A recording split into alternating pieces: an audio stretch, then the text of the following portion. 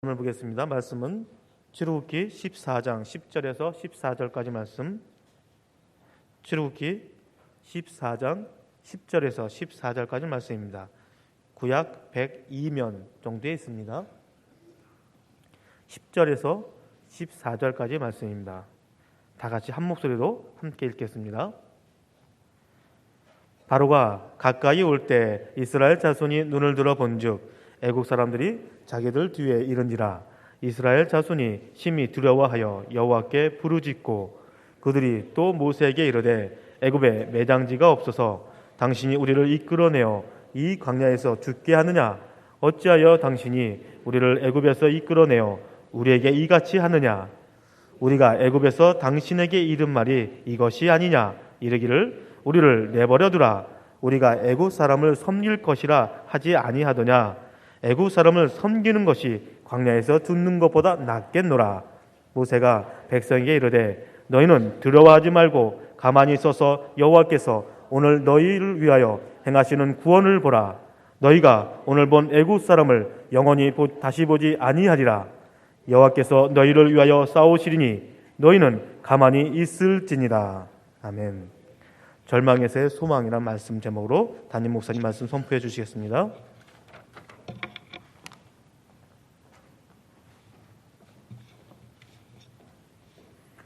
눈길에 얼마나 조심스럽고 또 고생이 많으셨습니까?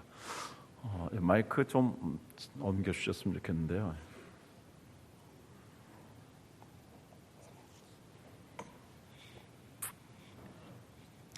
그래도 하얀 눈이 밤새 내려서 겨울답고요. 또 깨끗해서 마음은 상쾌합니다. 벼랑 끝에서의 감사, 동굴 속에서의 기도, 오늘은 절망 가운데서의 소망, 이런 말씀을 생각하도록 하겠습니다. 대통령 선거를 정확히 10일 앞두고 있습니다. 박근혜 후보와 문재인 후보가 아주 치열한 전투를 벌이고 있습니다. 그래서 선거전이라고 합니다. 보수연합 대 진보연합. 그래서 오랜만에 전 국민들이 이렇게 자기 관점에서 보면서 또 참여하면서 선거에 임하고 있는 것 같습니다. 얼마 전까지만 해도 선거 판세가 점점 박근혜 후보의 상승으로 치달았는데, 그리고 문재인 후보가 상당히 위기감을 느끼게 되었는데, 그래서인지 문재인 후보가 안철수 씨의 러브콜을 많이 보냈습니다. 그래서 직접 찾아가기까지 했습니다. 그런데 그분은 없었습니다. 그래서 안철수 씨를 보지 못하고 돌아왔을 때 얼마나 허전하고 또 얼마나 그 마음이 낙심이 됐을까, 그런 생각이 듭니다. 그런데 바로 다음 날 직접 안철수 씨가 찾아왔습니다. 그리고 문재인 대통령 후보의 편이 되어주겠다고 함께 나섰습니다. 그리고 유세를 하게 되었습니다. 이때부터 문재인 후보의 얼굴빛이 달라졌습니다. 그렇게 낙심하다가 막 희망이 생긴 것입니다. 어떤 분이 이렇게 표현합니다.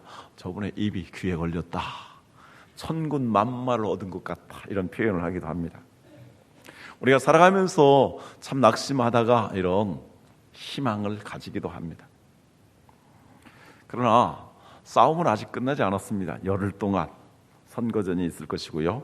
그리고 그 이후에 결판이 날 것입니다. 엊그제 서울대학교 직원 모집이 마감되었습니다. 이번에 공개 채용을 하게 되었는데 서울대학교가 법인 학교로 되었고요. 42명을 뽑는데 2,576명이 왔습니다. 63.1대 1입니다. 대단하죠. 서류 시험, 그 다음에 또 다른 시험, 1, 2차 면접을 통해서 42명이 될 것인데요. 거기에 소위 스카이 대학 출신들이 13%나 된다고 합니다. 그리고 석사학위를 받은 사람들도 꽤 많다고 합니다. 그런데 42명이 되고 그 다음에 2,500 몇십 명은 낙심하게 될 것입니다. 그런데 그것뿐만이 아닙니다. 우리나라는 지하 자원이었고 좁은 땅덩어리에 사람이 많이 있기 때문에 콩나물 시루 속에 있는 콩나물처럼 치열하게 경쟁을 할지 아니할 수 없습니다. 어린이집 들어가기도 얼마나 힘든지 모릅니다. 서울 같은 데서는요. 그리고 대학 입시, 그 다음에 취직 시험, 그리고 이 사회에 나와서 경쟁. 베이버 부모들이 퇴직하면서 이제 자영업을 하게 됩니다. 근데 이 자영업 그렇게 많이 시작해도 치열한 경쟁에서 밀려나고 자영업이 생기는 것만큼 이제 사업에 실패하는 사람들이 많이 생깁니다. 우리 사랑하는 성도님들, 이 세상 속에 치열한 생존 경쟁을 벌이면서 앞이 보이지 아니하고 뒤로 돌아갈 수 없는, 옆에도 도와줄 수 없는 이러한 진퇴양난의 사면 초가에 놓여 있던 경험은 없으십니까? 아니, 지금 그러한 상황에 있는 분은 없지 않는지요? 있으리라고 생각합니다. 오늘 성경에도 보면 그런 절망적인 상황을 기록하고 있습니다. 이스라엘 백성들은 지긋지긋한 노예 생활을 이제 벗어나게 되었습니다. 드디어 그들은 꿈에도 그리던 선조들의 고향 가나안 땅을 향해서 가게 됩니다. 그들은 서둘러서 길고 먼 행렬을 제쳐가게 됩니다. 무려 약 300만 명 정도 되는 대행렬이 꼬리에 꼬리를 물고 나갑니다. 아주 정말 장엄한 장관이었을 것입니다. 어떻게 됐습니까?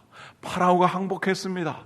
하나님께서 모세를 통해서 10가지의 재앙을 내렸을 때에 10전 10패 마지막으로 태양의 아들이라고 하는 그 파라오의 아들마저도 죽게 되자 그는 항복하고 이스라엘 백성들을 내보낸 것입니다. 그랬을 때 이스라엘 백성들은 얼마나 좋았을까요? 꿈꾸는 것 같았을 것입니다. 가나안 드림이 그들에게 다가오는 것 같았습니다. 그런데 하나님께서 그들을 인도하신 곳은 그들이 참으로 무서워하는 홍해 앞이었습니다. 이스라엘 백성들은 원래 유목민들이었기 때문에 바다를 두려워합니다. 그 바다를 헤쳐나갈 수 있는 기술도 없습니다. 그런 용기도 부족할 것입니다. 그래서 그들은 바다 앞에서 이제 막막하게 되었고 두렵게 되었습니다. 그런데 이게 웬일입니까? 설상가상으로 이집트의 대군들이 몰려오는 것입니다. 5절 이하에 그 내용을 기록하고 있습니다. 그 백성이 도망한 사실이 애굽 왕에게 알려짐에 바로와 그의 신하들이 그 백성에 대하여 마음이 변하여 이르되 우리가 어찌 이같이 하여 이스라엘을 우리를 섬김에서 놓아 보내었는가 하고 바로가 곧 그의 병거를 갖추고 그의 백성을 데리고 갈새 선발된 병거 600대와 애굽의 모든 병거를 동원한 지휘관들이 다 거느렸더라. 여호와께서 애굽 왕 바로의 마음을 완악하게 하셨으므로 그가 이스라엘 자손의 뒤를 따르니 이스라엘 자손이 담대히 나갔습니다. 애굽 사람들과 바로의 말들 병거들과 그 마병과 그 군대가 그들의 뒤를 따라 바알스본 맞은편 비아히롯 곁 해변 그들이 장마친 데에 이른지라. 바로가 가까이 올 때 이스라엘 자손이 눈을 들어본즉 애굽 사람들이 자기들 뒤에 이른지라. 이스라엘 자손이 심히 두려워하여 여호와께 부르짖고. 문자 그대로 진퇴양난입니다. 담대히 가나안 땅을 향해서 갔다고 하였습니다. 그런데 그 무시무시한 홍해 바다가 파도가 넘실거리면서 그들은 앞길을 꼼짝 못하게 가로막고 있었습니다.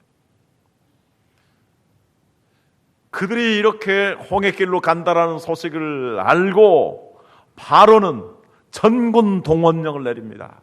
그래서 최신의 전차 부대 600대를 거느리고 옵니다. 요즘으로 한다면 탱크입니다. 그리고 지휘관들을 총동원해서 직접 자신이 인솔하고 이스라엘 백성들을 추격합니다. 이러한 사면초가 가운데서 이스라엘 백성들은 이제 두려워 떨게 되었습니다. 그리고 여호와께 부르짖었다라고 말하고 있습니다. 여러분, 이러한 상황에서 떨지 않을 사람이 있습니까?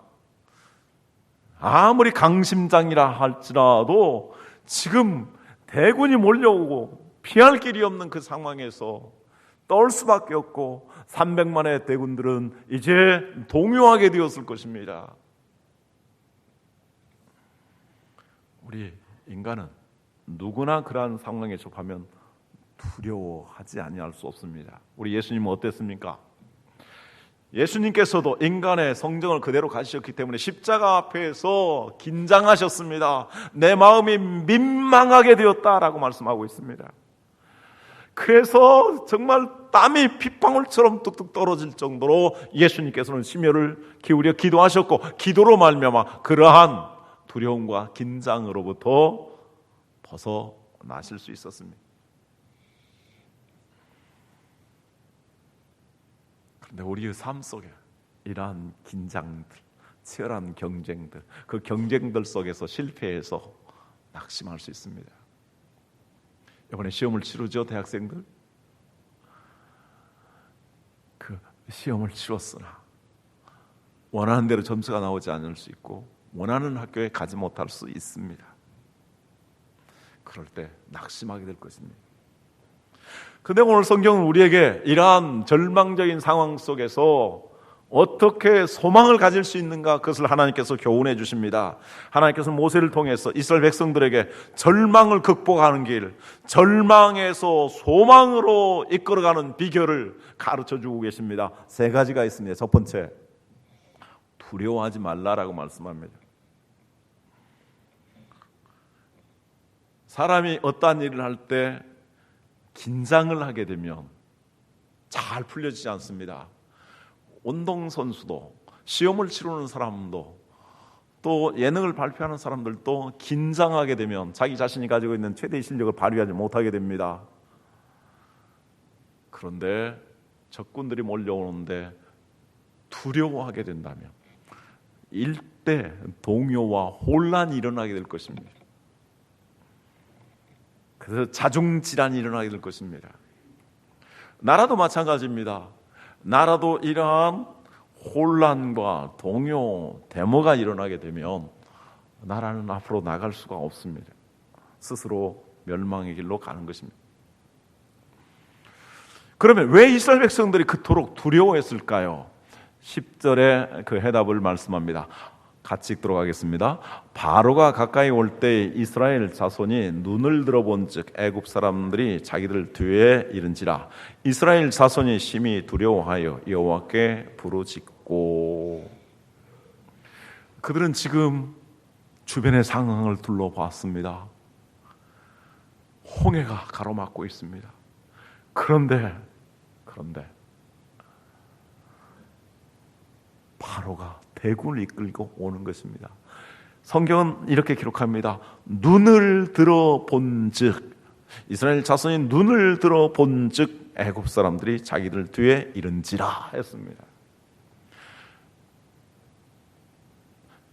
만약에 하나님께서 보지 못하게 하셨든지 그들이 보지 아니하였다면 두려워하지는 않았을 것입니다. 이 세상에 제일 빠른 게 뭔지 아십니까?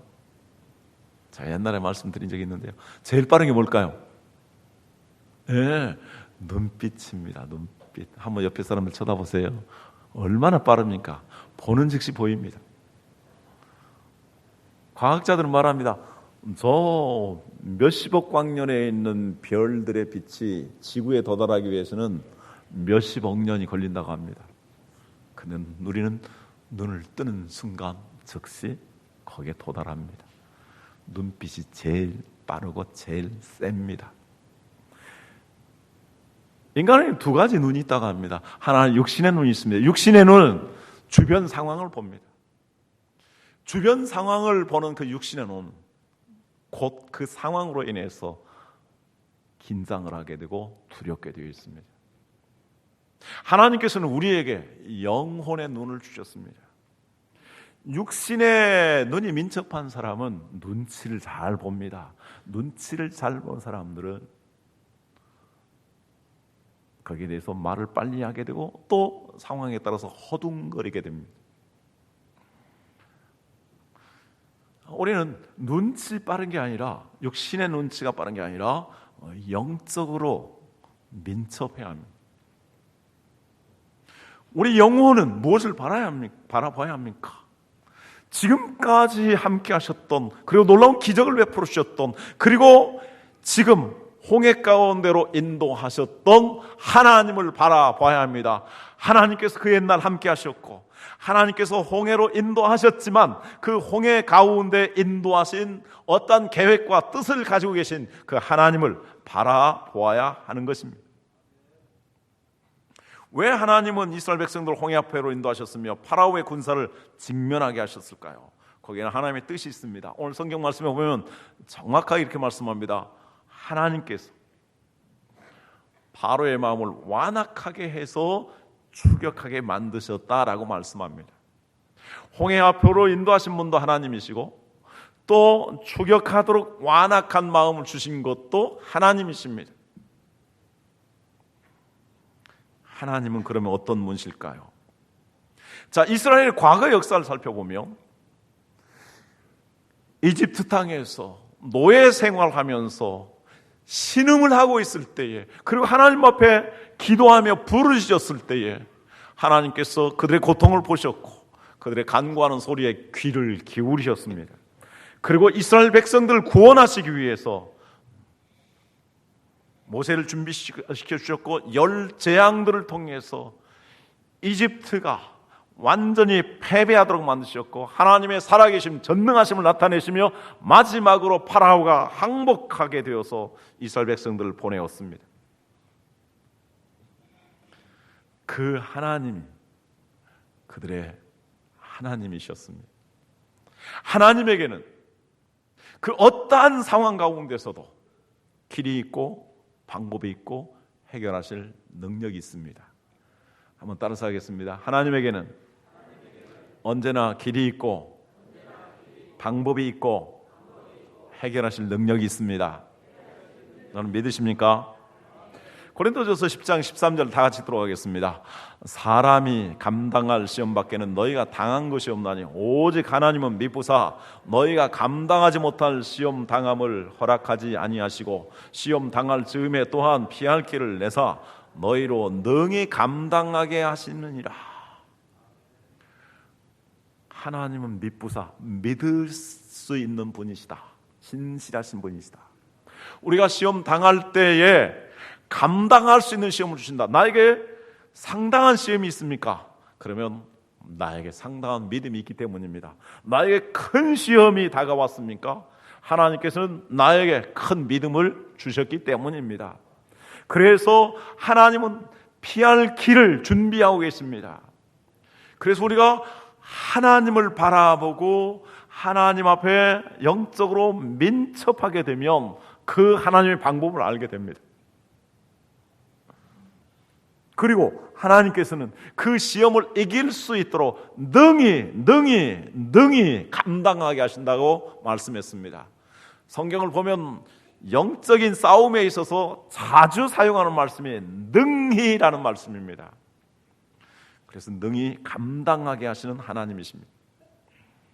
또 생각해 봅니다. 우리 하나님 어떤 분이십니까? 이스라엘 백성들이 승리를 거둔 것이 바로 어린 양을 예비해서 그 어린 양의 피를 받아 문에 발라게 되었고, 그래서 천사의 불칼을 통과해서 그들이 구원받은 것이었습니다. 그 어린 양은 나의 모든 죄를 위하여서 십자가에서 피 흘려 죽으실 예수 그리스도를 상징합니다. 다시 말해서 하나님은 그 아들 예수 그리스도를 우리의 죄를 위하여서 내어주시기까지 우리를 사랑하시고 그 대가를 지불하신 하나님이십니다. 그래서 그 하나님은 우리를 버릴 수가 없습니다.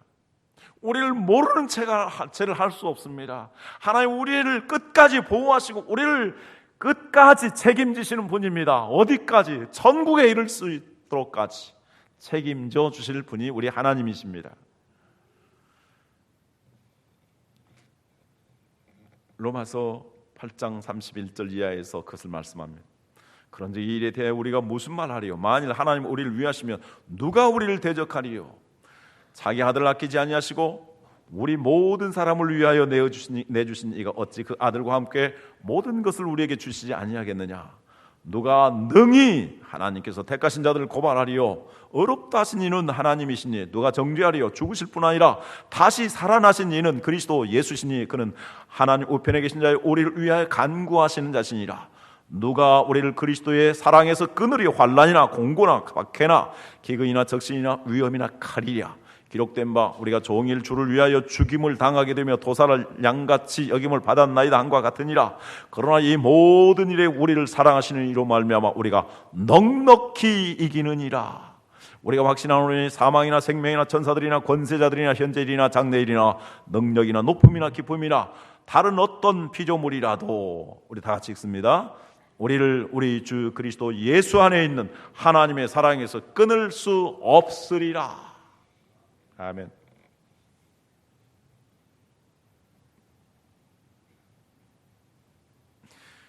하나님 믿는 사람들이 종일 도살당하는 양처럼 되었다 할지라도 주님께서 끝까지 지키시고 보호하여 주신다라고 말씀하고 계신 것입니다.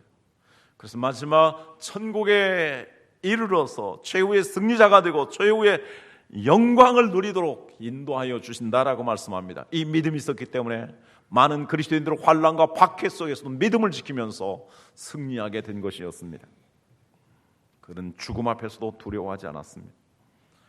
그러면 이 하나님의 사랑을 입은 우리는 어떤 사람일까요? 하나님께서 우리를 창조하셨을 뿐만 아니라 아들 예수 그리스도를 주셔서 구원받은 사람들입니다. 그러므로 우리는 하나님의 자녀가 되었고, 이사야 43장에서 우리에게 말씀합니다. 너희는 나의 눈에 보배롭고 존귀한 자다. 내가 나의 영광을 위하여 창조된 자다.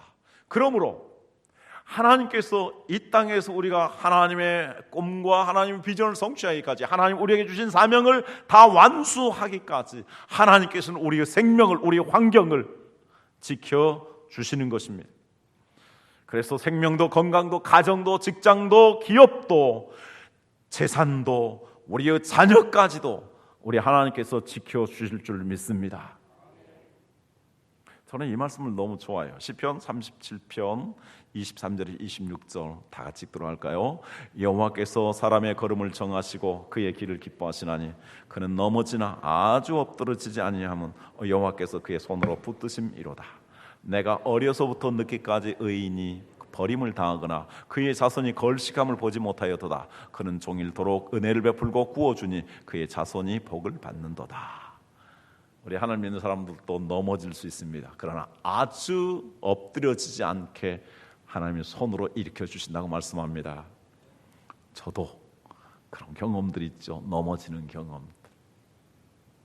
내 스스로 넘어지기도 하고 다른 사람 밀쳐서 이렇게 넘어지기도 하고, 우리 성도님들 가운데서도 넘어져 본 경험들이 있을 것입니다. 시험에서 넘어질 수도 있고 사업에도 넘어질 수 있고 또 사람들에게 속아서 인간관계에서 넘어질 수 있습니다. 그러나 하나님은 아주 엎드러지지 않게 하신다라고 말씀합니다. 그래서 우리에게 이렇게 말씀합니다. 같이 읽습니다. 이사야 43장 1절에 3절. 야곱아 너를 창조하신 여호와께서 지금 말씀하시니라. 이스라엘아 너를 지으신 이가 말씀하시느니라. 너는 두려워하지 말라. 내가 너를 구속하였고 내가 너를 지명하여 불렀나니 너는 내 것이라. 내가 물 가운데로 지날 때에 내가 너와 함께 할 것이라. 강을 건널 때 물이 너를 침몰하지 못할 것이며 내가 불 가운데로 지날 때에 타지도 아니할 것이요 불꽃이 너를 사르지도 못하리니 대저 나는 여호와 내 하나님이요 이스라엘의 거룩한 이요 내 구원자임이라. 내가 애굽을 너의 속량물로 구스와 스바를 너를 대신하여 주었노라. 우리 하나님 믿기 때문에 하나님 믿는 사람들 앞에 물이 없고 하나님 믿는 사람 앞에 불이 없다라는 것이 아닙니다. 우리 믿는 사람들도 물을 통과합니다. 홍해를 건너야 하는 것입니다. 불을 통과합니다. 사드락과 메삭 아벳노고 같이 불못불에 던져질 수 있습니다. 다니엘과 같이 그 사자굴에 던져질 수 있습니다. 그러나 하나님께서 물이 침몰하지 못하도록, 불이 사르지 못하도록, 우리가 사명을 가지고 있는 동안은, 하나님의 꿈을 꾸고 있는 동안은 지켜주시고 최후의 승리를 얻게 하신다는 말씀입니다. 할렐루야. 두 번째는 가만히 서서라고 말씀합니다. 이 두 가지 단어가 아주 묘하게 조화되어 있습니다. 가만히 있어야 되고 서 있어야 된다는 것입니다. 내 인생 가운데 진퇴양난에 처해 있을 때에, 사면초가에 놓여 있을 때, 그래서 아무것도 할 수 없고 아무런 방법도 없고 아무 도와줄 수 있는 사람도 없고 아무 힘도 없을 때 우리는 어떻게 해야 되느냐? 하나님 우리에게 말씀합니다. 가만히 있으라고 말씀합니다. 가만히 있어야 된다는 것은 무엇입니까? 지금 이스라엘 백성들은 이제 이집트의 군사들이 몰려오는 것을 보면서 어떻게 했습니까? 몇 가지 가능성이 있을 것입니다. 아이고, 저 사람들에게 죽느니 홍해로 뛰어 들어가자. 몇 사람은 헤엄쳐서 간신히 건널지 모르겠지만 대다수의 사람들은 죽을 것입니다. 아니면 우리가 싸우자. 무기도 없는 그들이 어떻게 세계 최강의 군대와 싸울 수 있겠습니까? 길이 없었습니다. 방법이 없었습니다. 힘이 없었습니다. 하나님은 그러기에 가만히 있으라고 말씀합니다. 가만히 있으라는 것은 내 생각, 내 판단, 내 경험, 내 능력, 내 지식, 이 모든 것들을 다 내려놓으라는 것입니다. 나의 꾀도, 나의 의지도, 나의 감정도 다 어려울 때 내려놓아야 합니다. 왜냐하면 하나님이 일하시도록 하기 위해서입니다. 그런데 이스라엘 백성들은 처음에 어떻게 반응했습니까? 11절 12절에 보면 그들이 또 모세에게 이르되 애굽에 매장지가 없어서 당신이 우리를 이끌어내어 이 광야에서 죽게 하느냐? 어찌하여 당신이 우리를 애굽에서 이끌어내어 우리에게 이같이 하느냐? 우리가 애굽에서 당신에게 이른 말이 이것이 아니냐? 이르기를 우리를 내버려 두라. 우리가 애굽 사람을 섬길 것이라 하지 아니하더냐? 애굽 사람을 섬기는 것이 광야에서 죽는 것보다 낫겠노라. 그들의 보는 대로, 그들의 감정대로, 그들의 생각대로, 그들의 판단대로 말했을 때 원망이 터져나왔습니다. 그리고 패배의식에 사로잡히게 되었습니다. 그리고 좌절과 절망 가운데 빠지게 되었습니다. 차라리 노예로 살다가 비참하게 죽는 게 낫겠다라고 말합니다. 이렇게 인간의 생각대로, 내 마음대로, 내 판단대로, 내 주장대로 하게 되면 망하게 되어 있습니다. 그래서 제가 아주 개인적으로 잘 쓰는 말이 있습니다. 판단 중치다. 어떤 복잡한 문제가 있을 때, 해결의 실마리가 보이지 아니할 때 판단 중치. 하나님은 뭐라고 하실까? 하나님은 어떻게 하실까? 또 하나 쓴 말, 동작 그만. 내가 아무리 노력해도 해결할 수 없고 아무리 애를 써도 해결할 수 없을 때, 하나님이 동작 그만하라고 하시는가 보다. 어디까지 동작을 그만해야 되겠습니까? 밥을 먹는 것까지도 그만해요. 그래서 금식하고, 하나님 도저히 저는 할 수가 없습니다. 그래서 잠을, 그리고 먹는 것도, 때로는 잠을 자는 것도 동작 그만. 그래서 교회당에 와서 엎드리면서, 그러다가 잠이 와서 잘지언정, 하나님, 나는 할 수가 없습니다. 왜 우리의 판단을 중지해야 되고 동작을 그만해야 합니까?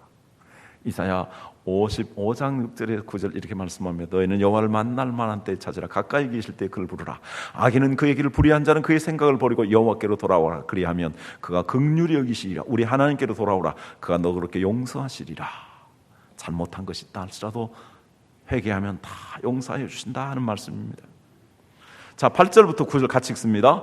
이는 내 생각이 너희의 생각과 다르며 내 길은 너희의 길과 다름이니라. 여호와의 말씀이니라. 이는 하늘이 땅보다 높음같이 내 길은 너희의 길보다 높으며 내 생각은 너희의 생각보다 높음이니라. 하나님께서 이 사건을 통해서 이스라엘 백성들이 위기를 극복하게 하셨을 뿐만 아니라 환난 당하는 절망 가운데 처하는 모든 그리스도인들에게, 모든 사람들에게 어떻게 해서 그것을 벗어날 수 있는가, 절망에서 소망으로 나갈 수 있는가, 그것을 가르쳐 주고 계시는 것입니다. 그래서 하늘이 높음보다 하늘이 땅보다 높음같이 하나님의 생각은, 하나님의 길은 높은 것입니다. 그래서 나를 향한, 우리를 향한 놀라운 계획이 있으셔서 그러한 환난과 어려움을 주십니다. 다만 생각할 것은 전도서 7장 13절 14절에서 말씀하고 있는 것처럼 하나님께서 행하시는 일을 보라. 하나님께서 행하시는 일을 보기 위해서 우리는 하나님께서 굳게 하시는 것을 누가 능히 곧게 하겠느냐. 형통한 날에는 기뻐하고 곤고한 날에는 생각하라. 왜 이와 같은 어려움이 나에게 왔는가? 혹 그것이 내가 잘못해서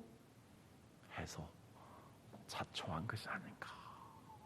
자기 자신을 살펴보라는 것입니다. 그러면서 서라라고 말씀합니다.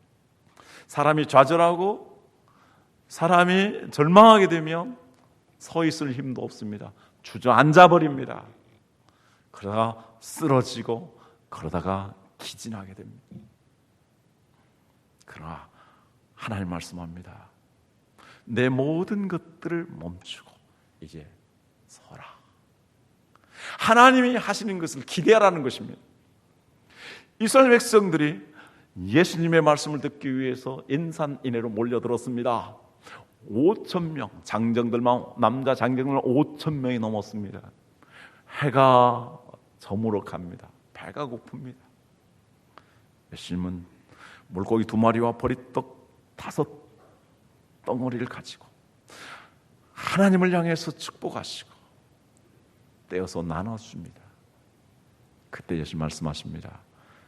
모두 사람들이 살이 않도록 하라.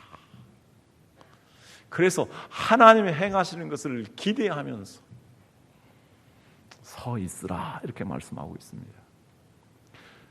이스라엘 백성들이 특히 기도할 때는 주로 서서 기도합니다. 그래서 하나님이 행하시는 것을 기대하면서 서서 깨어 있을 것을 말씀하는 것입니다. 마지막 3번째로 여호와께서 오늘 너희를 위하여 행하시는 구원을 보라 이렇게 말씀합니다. 하나님께서 어떻게 이스라엘 백성들을 징태양난에서 절망적인 상황에서 구원하셨습니까? 하나님이 행하신 방법보다 더 중요한 것은 그 과정입니다. 15절 16절 말씀을 봅니다. 여호와께서 모세에게 이르시되 너는 어찌하여 내게 부르짖느냐? 이스라엘 자손에게 명령하여 앞으로 나아가게 하고 지팡이를 들고 손을 바다 위로 내밀어 그것이 갈라지게 하라. 이스라엘 자손이 바다 가운데서 마른 땅으로 행하리라.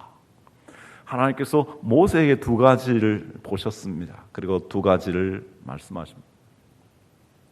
중요한 것은 첫째, 그가 하나님 앞에 부르짖었습니다. 백성들이 원망하면서 아우성을 치면서 절규하는 부르짖음이 아니라 하나님 이 백성들을 어떻게 여기서 살려야 됩니까? 그는 하나님 앞에 부르짖으며 기도했습니다.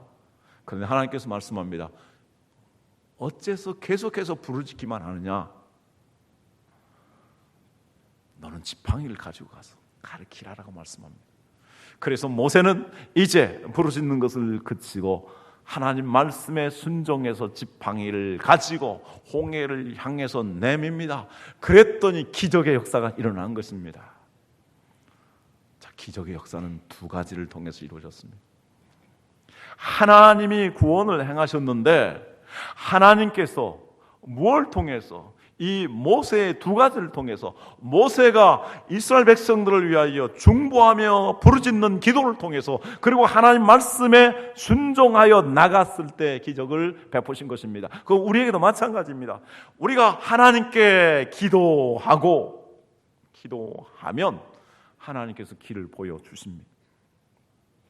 그런데 기도만 계속하고 있으면 안 됩니다. 기도한 다음에 어떻게 해야 됩니까? 말씀대로 순종해야 합니다. 이런 사람이 있습니다. 기도는 열심히 합니다. 문제가 있을 때마다 하나님 앞에 나오고 기도합니다. 그런데 그의 삶의 방식은 하나님 말씀대로 살지 않습니다. 그러면 계속해서 그런 환난이 일어나고 그런 환난에서 벗어나지 않습니다. 10년, 20년 계속 주기적으로 반복되는 사람이 있습니다. 무엇이 문제입니까? 어려움에 처해 하나님 앞에 부르짖으며 기도하기는 하지만 하나님의 말씀대로 순종하며 살지 않는다라는 것입니다. 그래서 모세는 하나님의 말씀대로 순종합니다. 그래서 가르쳤습니다. 21절 말합니다. 모세가 바다 위로 손을 내밀매 여호와께서 큰 동풍이 밤새도록 바닷물을 물러가게 하시니 물이 갈라져 바다가 마른 땅이 된지라. 모세가 절명의 위기 상황에 살 수 있었던 것 두 가지, 하나님께 부르짖으며 기도한 것과 하나님 말씀 순종해서 홍해를 향해서 오직 지팡이를 내민 것이었는데 그때 기적의 역사가 일어납니다. 홍해가 갈라졌습니다. 그리고 물이 벽이 되었습니다. 땅이 말랐습니다. 이스라엘 백성들은 다 통과하게 되었습니다. 그걸 보고 이집트의 군사들이 다 들어왔는데 하나님이 그 물을 합하심으로 말미암아 그들은 수장되고 말았습니다. 이렇게 하나님이 행하시는 구원을 신뢰하고 기대하면서 하나님께 기도하고 하나님 말씀에 한 걸음 한 걸음 순종해 나갈 때에 하나님이 일을 하십니다. 하나님이 기적을 베풀어 주십니다. 하나님께서 우리를 승리하게 만드십니다. 드디어 가나안 드림, 젖과 꿀이 흐르는 가나안 땅의 풍성한 삶으로 우리를 이끌어 주시는 것입니다. 이러한 큰 은혜가 정말 치열한 생존 경쟁 속에서 여러 가지의 실패와 좌절을 겪는 우리의 삶 속에서 하나님 주시는 지혜로 말미암아 늘 하나님의 기적을 보며 승리하며 풍성한 삶을 누리는 우리 모든 성도님들이 되시길 주님의 이름으로 축원합니다. 기도하겠습니다.